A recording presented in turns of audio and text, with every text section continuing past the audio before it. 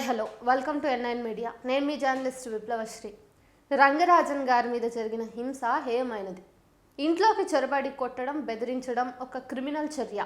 నిందితులకు ఖచ్చితంగా శిక్ష పడాల్సిందే. అయితే ఈ సందర్భంగా కొన్ని విషయాలు అందరం గుర్తుకు తెచ్చుకోవాలి. ఇప్పటి వరకు జరిగినవి వదిలేసేయండి.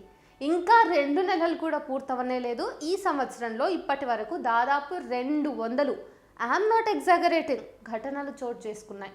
ఆవులని రవాణా చేసే వాళ్ళ మీద దాడులు, హేట్ స్పీచెస్, ఇంటర్ఫెయిత్ కపుల్స్ మీద దాడులు, మసీదులు కూలగొట్టడం, కొన్ని చోట్ల మసీదుల మీద, చర్చిల మీద దాడి చేయడం, స్కూళ్ళలో కొన్ని మతాలకు సంబంధించిన పండుగల ఉత్సవాలు ఆపేయడం, దళితుల మీద, మైనారిటీల మీద దాడులు చేయటం, హత్యలు చేయడం, ఇంకా ఇలాంటివి చాలా జరిగాయి.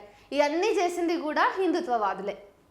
ఇప్పుడు రంగరాజన్ గారి మీద దాడిని ఖండిస్తున్న వాళ్ళలో కొందరు ఇది నేరం, రాజ్యాంగ స్ఫూర్తికి విరుద్ధం అని మాట్లాడే వాళ్ళు ఉంటే, ఎక్కువ శాతం మటుకు ఒక పూజారి మీద, ఒక బ్రాహ్మణుడి మీద ఇలాంటి ఘాతుకం చేయటం చాలా దారుణం అని బాధపడుతున్నారు.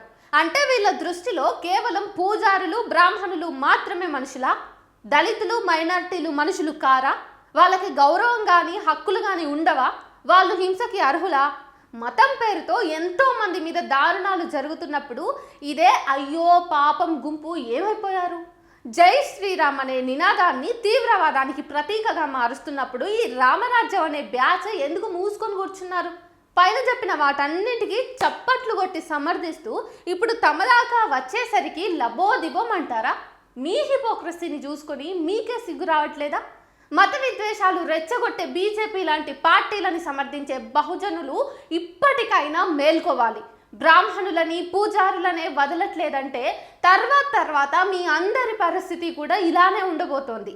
మీరనుకునే రామరాజ్యము, వాళ్ళనుకునే రామరాజ్యము వేరు. భ్రమల్లో బ్రతికి మీ ప్రాణాల మీదకి తెచ్చుకోకండి దయచేసి.